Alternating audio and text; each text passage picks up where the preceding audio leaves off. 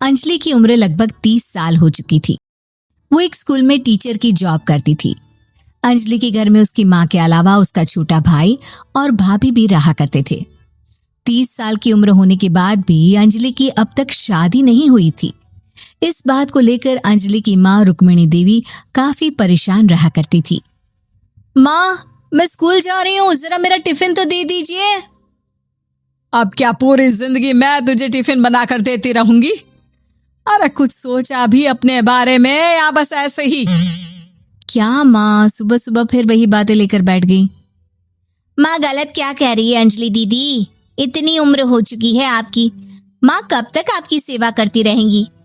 भाभी, मैंने माँ को कब कहा कि मेरी सेवा करो? वैसे भी अपना टिफिन मैं खुद तैयार कर लेती हूँ, बस टेबल से उठाकर देने को ही तो कहा था। वैसे अंजलि दीदी, देखा जाए तो टिफिन उठाकर देने की उम्र तो आपकी है।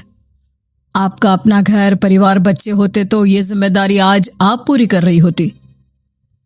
एक बात मेरी समझ में नहीं आती, अगर मेरी शादी नहीं हुई तो इसमें मेरी क्या गलती है और तुम सब लोग मेरे पीछे क्यों पड़े रहते हो? अरे कुछ कहना क्या पीछे पड़े रहना होता है? अपने छोटे भाई को देख, तुझसे 3 साल छोटा है लेकिन 2-2 बच्चे खेल रहे हैं आंगन में। मुझे आप लोगों की कोई बात नहीं सुननी, जा रही हूं मैं। और आप में से किसी को मेरा कोई काम करने की जरूरत नहीं है, मैं खुद संभाल लूंगी। इतना कहकर अंजलि वहां से चली जाती है। शाम को जब अंजलि अपने स्कूल से लौटकर घर वापस आती है तो उसने देखा कि पड़ोस वाली निर्मला चाची वहां पर बैठी हुई थी। क्या बात है अंजलि बिटिया, नौकरी करके वापस आ गई? जी चाची जी, कैसी हैं आप? मैं तो ठीक हूँ बेटा, तुम बताओ शादी के बारे में कुछ सोचा या नहीं? अरे रहने दीजिए ना, इससे तो शादी की बात करना ही बेकार है। कुछ भी कहो तो गुस्सा करती है, बात बात पर आंखें दिखाती है। माँ, आप ऐसा क्यों कह रही है? मैंने कब आप पर गुस्सा किया?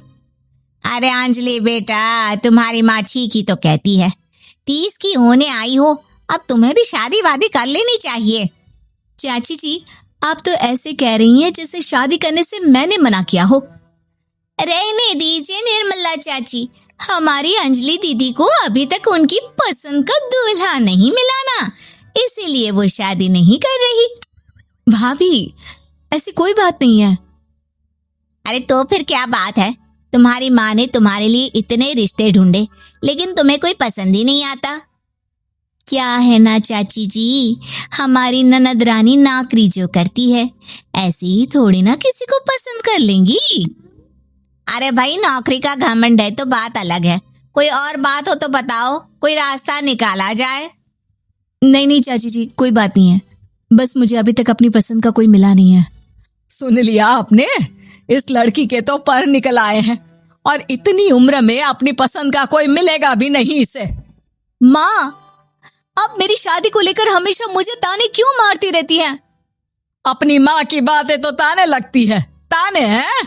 बताओ, मैंने कुछ गलत कहा क्या?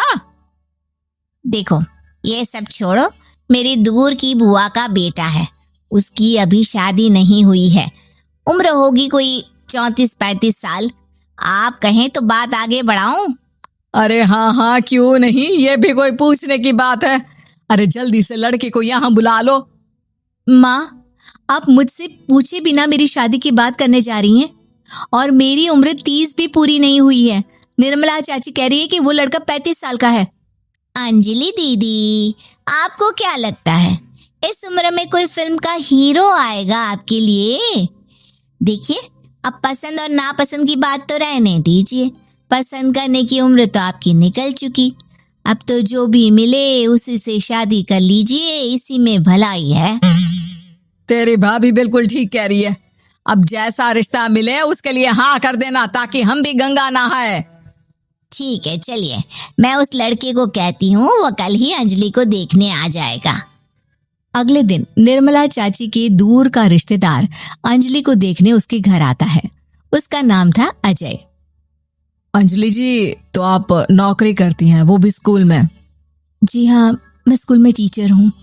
हमारी बेटी बहुत होशियार है। अरे पढ़ने लिखने में इतनी होशियार है, इसीलिए तो इसकी नौकरी लगी है स्कूल में। हाँ, ठीक है आंटी जी, जरा मुझे भी तो बात करने दीजिए आपकी बेटी से। जी पूछिए ना, क्या पूछना चाहते हैं? अंजलि मैडम, ये तो बताइए कि आपने अभी तक शादी क्यों नहीं की? बस ऐसे ही, कहीं कोई रिश्ता पसंद नहीं आया इसलिए। लेकिन क्या मैं आपसे पूछ सकती हूँ कि आपने शादी क्यों नहीं की?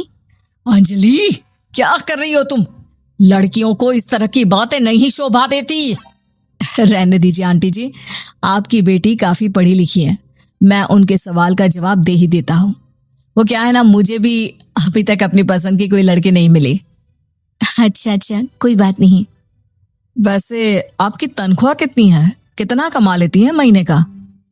जी यही कोई 25,000 महीने। बस 25,000? इतने से क्या होता है? इतने से तो आजकल घर भी नहीं चलता।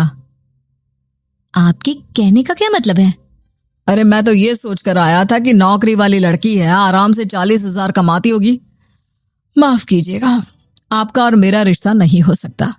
जी कोई बात नहीं, मुझे भी आपके साथ शादी करने में कोई इंटरेस्ट नहीं है। अंजलि, किस तरह की बात कर रही हो?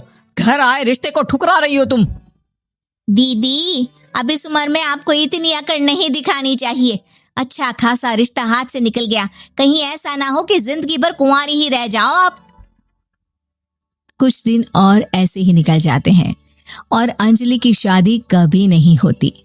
अंजलि के परिवार वाले बिंदास उसे ताने मारते रहते हैं, लेकिन अंजलि एक बड़ी नौकरी की तैयारी करती है और उसमें सिलेक्ट होने के बाद अंजलि को एक बहुत बड़ी नौकरी मिल जाती है।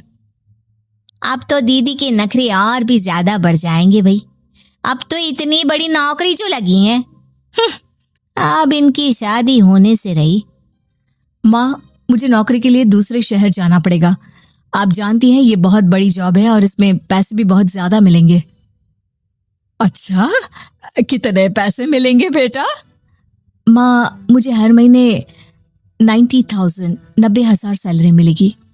क्या? अरे वाह वाह, ये तो बहुत अच्छी बात है। लेकिन फायदा क्या? कितने भी पैसे मिले, शादी तो हुई नहीं ना तुम्हारी। अंजलि नौकरी करने के लिए दूसरे शहर में चली जाती है और जब कुछ महीनों के बाद वो वापस घर आती है तो उसे अपने पति के साथ देखकर उसके घर वाले हैरान रह जाते हैं। अरे अंजलि, तूने शादी कर ली और हमें बताया तक नहीं। और दामाद जी करते क्या हैं? इतनी बड़ी कार है उनकी। माँ, मैं आपको सब कुछ बताना चाहती थी, लेकिन आप सबके ताने सुनकर बहुत दुखी हो गई थी और इसलिए मैंने अपनी पसंद से शादी कर ली। मेरे पति मेरे साथ ही ऑफिस में नौकरी करते हैं और बहुत बड़े अफसर हैं। और एक बात बताऊं माँ, आज मैं बहुत खुश हूं।